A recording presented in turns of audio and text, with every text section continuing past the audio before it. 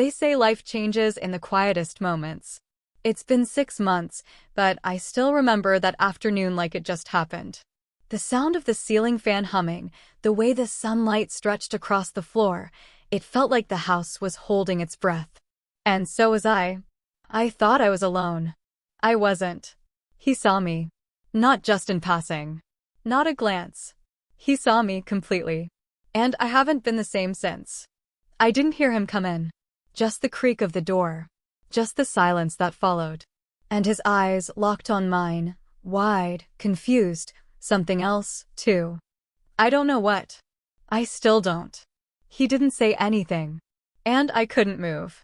That moment, it lives in me now. Every breath, every night, every time I close my eyes. I've asked myself 100 times, did I forget to close the door? Or did some part of me want to be seen? That question, it scares me. Because once you see yourself through someone else's eyes like that, there's no going back. What happened after that? I'll never forget it. I'll tell you everything.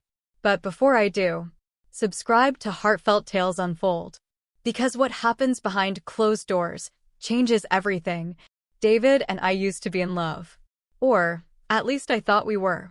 When we first got married, there was warmth. There was effort. There were nights when he'd look at me like I was the only woman on earth. But somewhere along the way, the spark turned into smoke.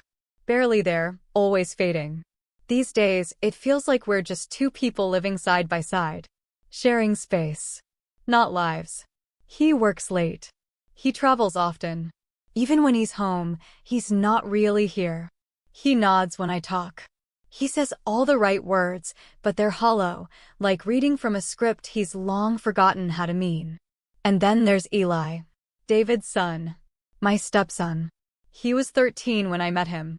I remember how quiet he was, how he held his backpack to his chest like it was his armor. His mother had just passed. Cancer. Quick and cruel. And even back then, he had this heaviness in his eyes, like he'd seen too much for someone his age. Now he's 18. Taller than his father. Voice deeper. Still quiet, still guarded. But there's something different about him lately. Something I can't quite put my finger on. He's respectful. Always has been. But sometimes when we talk, his eyes linger. Not in a way that's easy to name. It's not overt, not obvious. It's soft. Almost sad. But also curious. And then there was that one morning. I had just finished getting ready. Nothing special, just jeans and a loose blouse. I was pouring coffee when he walked into the kitchen. He stopped for a second. Looked at me a little too long. Smiled. And I caught a whiff of something familiar as he passed by. My perfume. Not on him, but around him. Like he'd been near my things. Close enough to carry the scent. I told myself it was nothing. Maybe he leaned against the hallway where I keep the diffuser. Maybe I was imagining it. I had to be imagining it. But once you notice something, you start seeing the pattern. The way he started offering to help me more around the house, in the garden. The way he'd glance up from his phone whenever I walked into the room. The way he laughed at my jokes, even the ones that weren't funny. It wasn't flirtatious. Not exactly. It was softer than that. More confusing. And I didn't push him away. Maybe I should have. But when someone looks at you like you matter, really matter, after months, years of feeling invisible, it does something to you. It wakes up a part of you that's been asleep for so long, you forgot it was even there. Our house is quiet. Too quiet. Dinner is usually 3 plates on the table, and only 2 of us sitting there. David's always in the office, or on a call, or just finishing up one last thing.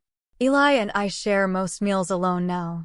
We talk about little things, school, movies, what's on the news, but underneath it all, there's this tension. Not loud. Not aggressive.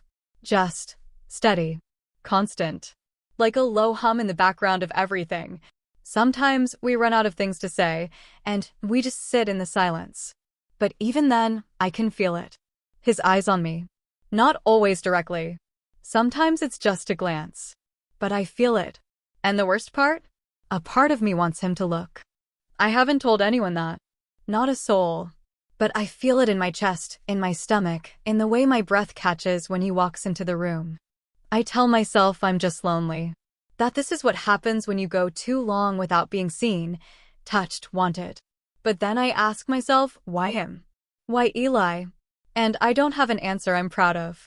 All I know is this: something shifted the day he saw me. Something cracked open.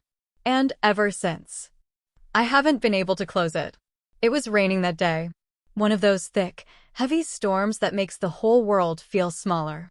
The kind of rain that hushes everything else, muffling the sounds of life outside the windows.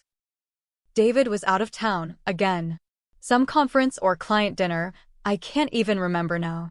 He barely said goodbye when he left that morning, just a peck on the cheek, a rushed, "Take care," as he grabbed his laptop bag and disappeared through the front door.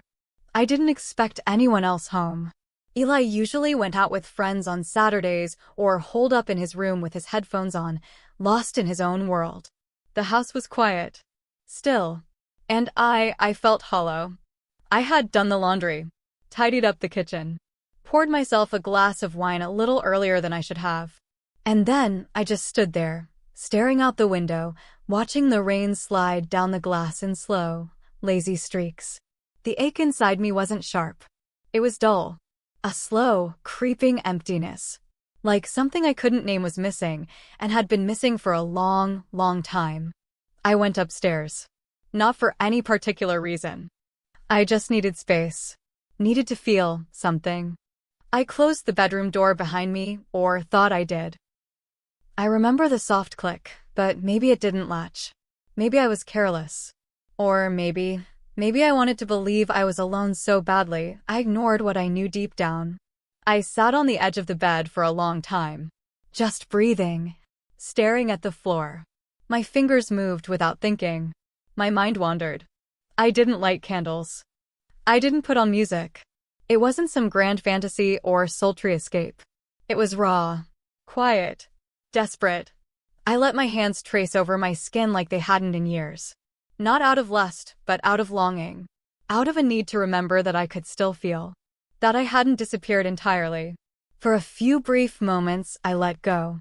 I let myself imagine something warmer. Eyes that saw me.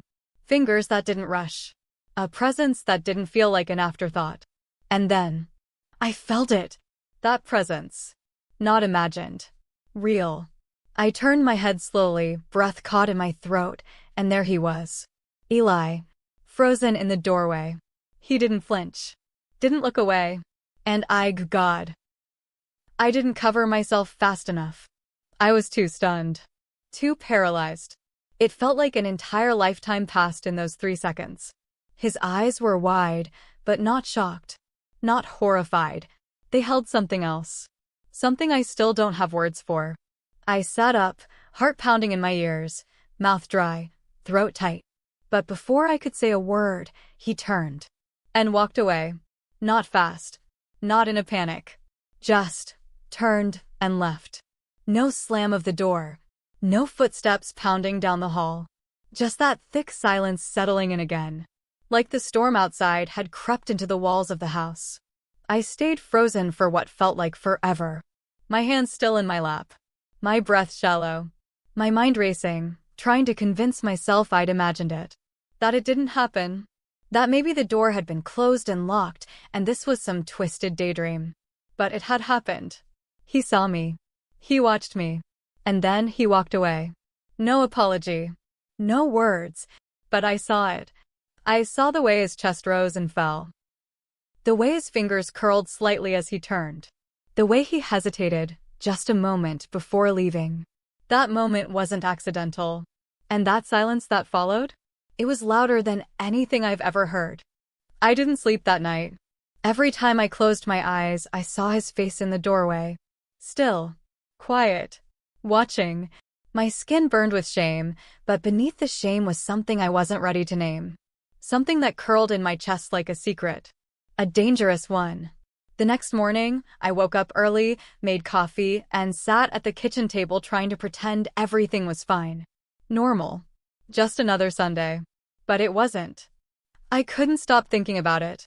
About him. Did I forget to lock the door? Or did I leave it open? That question chased me like a shadow. I wanted to believe it was a mistake, an honest slip. I'd been alone in that house so many times. Why would that day be any different? But the truth is, I hadn't checked the lock. I hadn't thought to. And the more I sat with that, the more it gnawed at me. I avoided him for days. Every time I heard his footsteps, I'd duck into another room or pretend to be busy. I couldn't look at him without my heart racing, without my stomach twisting in knots. I was scared of what he thought, of what he felt, of what I might feel if I let myself face it. But Eli, he didn't avoid me. In fact, he started showing up more. Sitting at the counter while I cooked. Asking if I needed help folding laundry. Little things. Nothing direct. Nothing inappropriate. But enough to keep me on edge. And that look in his eyes? It hadn't gone away. It was subtle. Soft. But it was there. There were moments, quiet, blink-and-you'll-miss-it moments, where I caught him watching me. Not like before.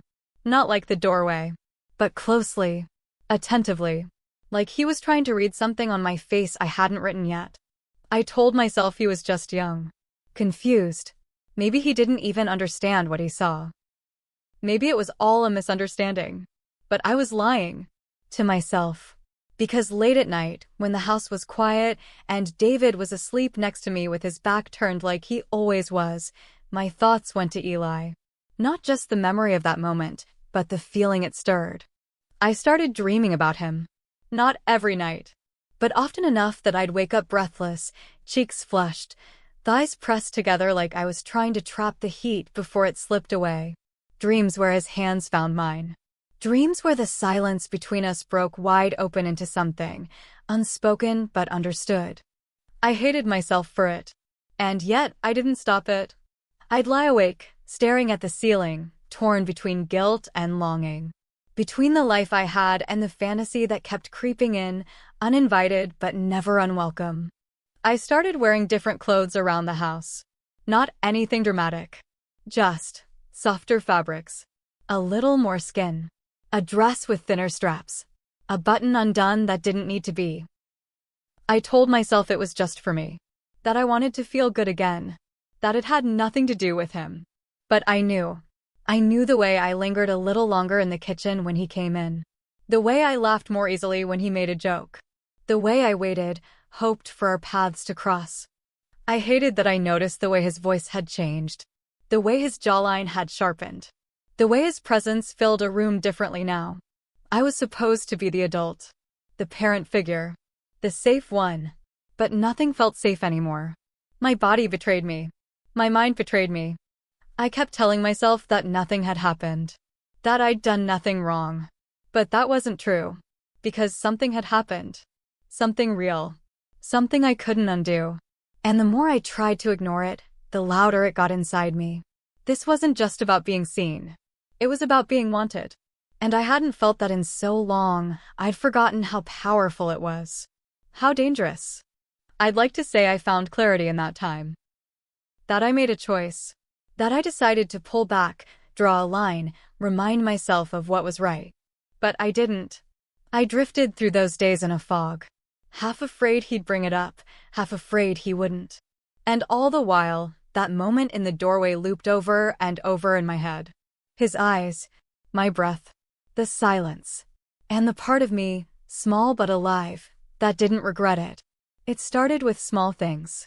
He offered to help more around the house. Innocent enough, at first.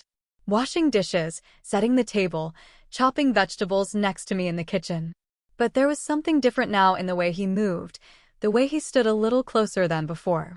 Not obvious. Not inappropriate. Just close. Too close. I could feel the heat of him beside me. Could hear the way his breath caught when our arms touched by accident. Or maybe it wasn't an accident. Maybe nothing was anymore. One evening, as I reached across him for the salt, our hands brushed. Just a touch. Skin on skin. But it was like time stopped. We both froze.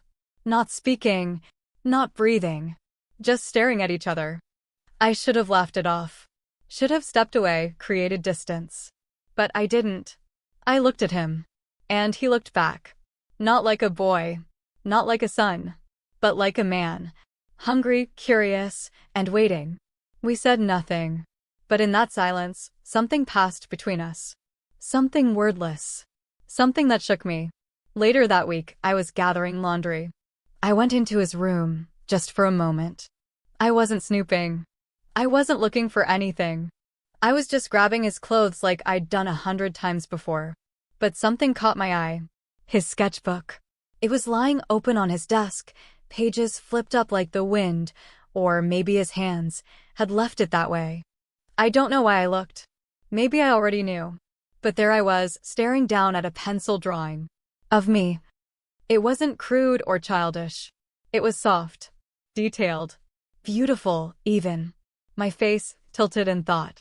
Hair tucked behind one ear. The way I sometimes look when I'm reading in the living room and forget the world is there. He'd captured me. Not as a mother. Not as a step anything. But as a woman. And my stomach twisted. When he came home that evening, I confronted him. I tried to keep my voice even, calm. Asked him what it was. Why he'd drawn it. He didn't deny it. He didn't look ashamed. He looked scared. But not because he was caught, because of what it meant. Because I had seen what he'd tried to keep hidden. I didn't mean anything by it, he said quickly, voice trembling. I was sketching. That's all. But I saw the flush in his cheeks. The way he wouldn't meet my eyes. The way his fingers tightened into fists at his sides. He left the room before I could say anything more. And I stood there, alone, holding the weight of that sketchbook like it might burn a hole through my hands. That night, I couldn't sleep. Again. I lay in the dark, eyes open, heart pounding, mind racing. Every part of me alive and raw in ways I didn't know how to name anymore. Then came the knock. Soft. Hesitant. I knew it was him. I don't know what possessed me to open the door. Maybe I wanted to tell him to stop. Maybe I wanted to ask why. Maybe I just wanted to see his face and remind myself that this was real. He stepped inside. He didn't get too close. He stood by the door, hands in his pockets, eyes on the floor. I'm sorry, he said quietly. I shouldn't have drawn you. I shouldn't have. He stopped. I waited. Then he looked at me. And what he said next, I'll never forget it. I didn't mean to, but I can't forget what I saw. His voice was barely above a whisper, like it hurt to say it out loud. I couldn't breathe. I wanted to scream. I wanted to run. I wanted to cry and yell and tell him to leave, to forget, to erase it all. But instead, I stayed. I stood there, in my nightgown, in the quiet, looking into the eyes of someone who had seen me more clearly than anyone had in years. And I didn't move. Not forward. Not away. Just stayed. Because something in me had already crossed a line. Even if nothing had happened yet, something had changed. And deep down, I knew this wasn't the end. It was only the beginning. The rain had been coming down since early evening. One of those restless storms that never settles. The kind that taps against the windows like it's trying to get in, like it knows something's about to happen. David was gone again. Another late flight. Another business trip. I didn't ask where. I didn't care anymore. I just nodded, kissed his cheek, and watched the door close behind him. I stayed downstairs that night. The house was quiet, but not peaceful. It felt like the air was holding its breath. I was standing at the kitchen sink, staring into nothing, hands wrapped around a warm mug I wasn't even drinking from. The only sound was the rain. Then I heard him. Eli. I didn't turn at first. I knew it was him. I knew the sound of his footsteps, so careful, like he never wanted to disturb the world around him. He stepped into the room and stopped. I could feel his presence behind me. Silence. I waited. Then, softly, he said, I think I should move out. My heart dropped. Just like that. No build-up. No warning. Just those 6 words. I turned around, finally, and looked at him. His eyes were serious. Tired.